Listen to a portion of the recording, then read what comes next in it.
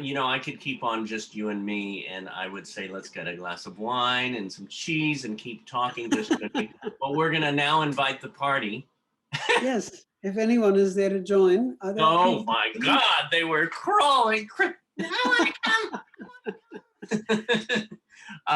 So we have four incredible performers, creators, people who want to be in this business. And the first one we have is Mr. Devon Morgan. You might have seen him when you came to visit Performing Arts Studio West. There's Devon. Yes. Hello. Hey. Hey, Devon. And then, of course, you know the next one, Mr. Matthew Selden, who actually were just wonderful enough to invite him over with Austin Vance to your home and do some training. Hello, Matthew. Hello. Oh, hello there. I love how you both have the same background. Now you both, I mean, isn't that your work? Matthew? Is that your work behind you? Yes. Yeah. So and you have created. Devon. I guess like me and Devon got like the same virtual background. Right. And you drew it. Yeah. Yeah. So good. Oh, I love it. I love it. We also have two more coming in. We have the one beautiful and talented Anise Bullock. What an actress she is, and a dancer. And here she is. Hello. Oh, hello there. Hello. Out and about in a park. Oh my God, I want to join. Oh, it's great. And then we also have the talented Lucas Zaleski. And there he is. Hello. There he is. Hello, Lucas. Oh, hello, Lucas. He's muted. Wait. There you go. Hey, everyone, this is the wonderful Andreas. Hello. Hey. I know you all have some questions, so we can go around. We'll start with the bomb. What I might do is put a little mute right underneath. I think the wind is. There it is. Sound effects. You gave us sound effects. I love it. Okay. But we'll be back. We'll be back. So Devon, a question for Andreas? Well, Andreas, my name is Devon Morgan, and this is like my first time meeting you. Okay. Yeah. My question for you is, since I'm finally meeting you for the first time, what has like really inspired you to do animation? Yeah, I mean, for me, it probably was the classic Disney movies. And by classic, I mean way back classic, you know, not Cinderella and Bambi, that kind of stuff. I don't know, they were always a kind of a getaway for me when I was a kid, and that, you know, it was a fantasy world, and I think to create something like that leaves a memory for someone that seemed very something to aspire to. And you know, I think I wanted to act, but I didn't want to be in front of a camera because I'm a pretty shy person usually. I was like that once. I can't even do karaoke because just having people look at me is just not for me. But although you were a dancer though, right? I did dance, yeah. But that was kind of different. I don't know. I didn't have that same, you know, I was with a partner and I knew my thing, and that I could do, but acting, or with animation, I can do acting, but I don't have to be seen. And I can be anything, you know, like, hey, at the moment I'm 2 bunnies and a basketball player. So right. it's not bad. You're doing a sequel, right? I am working on a sequel for a few weeks. Yeah. Mm-hmm. Very nice. Matthew. Yeah, so going. So I have a question. So, how long do you often work as an animator for? Who I work for most? Is that what you're asking? Who do I work for most? Yeah. Yeah. Hmm. Well, over the years, probably the most I worked was for Disney. Since I've been here, I worked 12 years, sort of almost straight for Disney, and then on several projects, commercials, some specials. And last time I was back was for Mary Poppins Returns. So I think I did the most for them, but I've worked for pretty much all the major studios by now: Universal, Warner Brothers, DreamWorks, Sony briefly. So yeah, the good thing is once you're established in the business and you're doing what I do, hand-drawn animation, it's a fairly small world. So it's always the same names that come up. And Not many people do hand draw not animation anymore, even though a lot of students want to learn it again, which is, because I think that there is now a certain fatigue with CGI. People are getting a bit sick of it. I know I am. But also it's such a huge pool now of CGI artists. Yeah. When I entered the business, it was a very small pool of people who could draw well enough to do animation, because you have to have a solid understanding of drawing. But with computer animation, it's different. I mean, there's still a lot of artists in there who know how to draw, but there are also a lot of people who really couldn't draw their way out of the paper bag, but they know the software really well, and that's a problem for me, like the movie I'm on now, they use a different software package than what I'm used to, and I'm not getting any younger. Learning a new software, it gets harder for me, It takes longer for me to understand it. Hi, I'm Lucas Soliski, and I've got a question. How many animations did you produce? Oh, oof. Well, as part of a bigger company, quite a lot. I mean, I've been doing it now for 30 years, so I guess there's quite a bit now. But I only did one short film all by myself that David talked about earlier, and that was enough for me for now, because it's so much work. Oh my gosh! And then that little other one too. And the little other one, which I still love. I love that one too. Talking trash. Talking trash. Even though we recorded it, I mean, you can hear the fridge in the background, and we were with a niece. We were outside. Well, we weren't outside, but we had that refrigerator. How about you, Anise? I'm going to ask you to unmute. Yeah, I don't know. I'm sorry about the wind. I'm actually with my dance crew, so that's what. I love it. Sorry. That's okay. What's crazy that I'm a huge Disney fan. I can Me too. And I have on Disney. I'm a really crazy Disney fan, and I also do drawings too. But I always be nervous because I know my dad always asks me, "You should get involved with the Disney animation," and I'm scared. I was like, no, because that's Disney, and I don't want to mess it up. And I love the classical Disney films like Cinderella, Sleeping Beauty, like more like those classical, because they're really beautiful, they're really wonderful. And the question I have for you is, when you started doing the animation for Disney, was you ever scared? Oh, all the time. I swear I was panicked for quite a while, because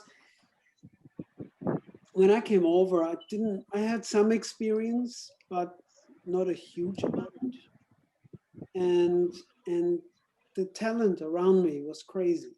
I mean, they were the best in the business, and I was constantly scared. And to be honest, I still get scared. Starting a new job, and I still get nervous. I mean, the one good thing is now after 3 decades, I know I can work my way through the fear, Right. and I have enough experience that I think, okay, I have a bad drawing day or something, but I just keep going because I know at the end of the day I have something useful Yeah. that I can build on. You know. Now you said working your way through the fear. I mean, I know that I have fear right before I get on stage, or even for these interviews, right before I have to take a breath, and then I just jump into it. How do you get through your fear? Drinking. Drinking. What's your drink of choice? No, but it is. I mean, like I said, when I was younger, I was really panicked. I mean, a lot of sleepless nights where it was going round around my head how I would do that. Now I wish I could go back to those movies, with what I know now. Right. Because when I worked then, you do your drawings, you test it, and you think, oh, that doesn't work at all. Now I have the experience to go, there's something there. If I just eliminate that drawing and hold that one a bit longer, and I already start with something solid. But you need experience for that, to be able to see that, and that helps me now. Like I said, I just started a new job, and I was nervous, and for the first 2 days I just scribbled, and I thought they don't even look like the characters, but Right. but eventually I got to a point where I thought, yep, I can present it now. So Yeah. It is just taking keep on going, keep on walking, or it is flowing through it, and then, oh yeah, it's here. I think it is. And I think that from what I hear from other people, it is the same whether you're an animator, or I guess whether you're an actor or a dancer or any kind of performer. There's always that fear, Right. and I listen to a lot of interviews with actors, and it's surprising. People, you think, well, they're so established, they know what they're doing, and even they have that same fear. There's always this thing in everyone's head, thinking, am I good enough? Can I still do this stuff? I think it feeds the work. I think it does too, as long as it doesn't overtake. When the fear overtakes and it's just panic, then you waste a lot of time and you're not getting anywhere. Right. I mean, I think it's probably good to keep having that fear. Yeah. So you don't get too complacent. Yeah. Well, I have to say, I mean, all four of these amazing students and performers and actors and singers. I mean, Anis, you said you were like afraid you were gonna ruin something, and I was going, what? I was shocked at that, because I know what a good actress you are, and a dancer, and your voice. I hear your voice now and I go, wow. You would not ruin anything. You would add so much life to it. So, but it is because there's so much talent everywhere. So many good people, and what the one thing I learned over the years, which might be, a good lesson to anyone, is talent alone certainly doesn't do it. I've seen very talented people that didn't have the work ethic. And I always find, like, showing up when you say you will is a big thing. Right. You know, just being reliable, you know, being able to deliver. And usually our field is some kind of collaboration. You know, at some point we work with other talent, and just to be kind, I think, and to be respectful of other people. It sounds like stupid things, you know, that have nothing to do with the craft, but I think it's just as important to me as the pure, you know, craft side of it. One thing, I was looking through your huge resume, and I was going through all the different titles that you had. And I mean, for those in animation, which everyone here, you know, is doing some kind of animation, whether it's voice or drawings, but you were an animator, a character designer, a character layout, animation supervisor, like on Tarzan 2, The Legend Begins. You were a key animator in Piglet's Big Movie, and then you were also a lead animator in another one. What is the difference between those? Well, yeah, that depends on the production. I mean, you know, sometimes you have a supervisor above you, you know, who may be in charge of the entire sequence you're working on or something. And you know, sometimes you are that person. I mean, that. Do you prefer one over the other? No, I mean, the nice thing, to be honest, to work on that short film was that my opinion was the last instance. Yeah. It doesn't mean, you know, someone else couldn't have improved it. But since my entire career, I have to take notes from other people, and you know, the director has something to say, the supervisor has something to say, sometimes the producer. So they all have opinions, and they all supersede yours. And it was nice to have a project where I only had to listen to my own instinct. Yeah. And when I thought the scene is finished, it was finished. I didn't have to, you know, listen to someone else saying, but I would do it this way. Right. And that was really nice. Have you seen my sizzle reel? Oh, I did. It's just a thing. Wait, can I share my screen? Of course. Let me advance multiple partners. There we go. How's that? Let me see if that works. Yeah, I just show this. Can you see it now? No. Not yet. Can you see it now? Yes. Okay, let me turn the sound on. Is the sound on? Well, I suppose we have time for a story or two. Yay! Don't forget my favorite part. I wouldn't dream of it, dear. Once upon a time.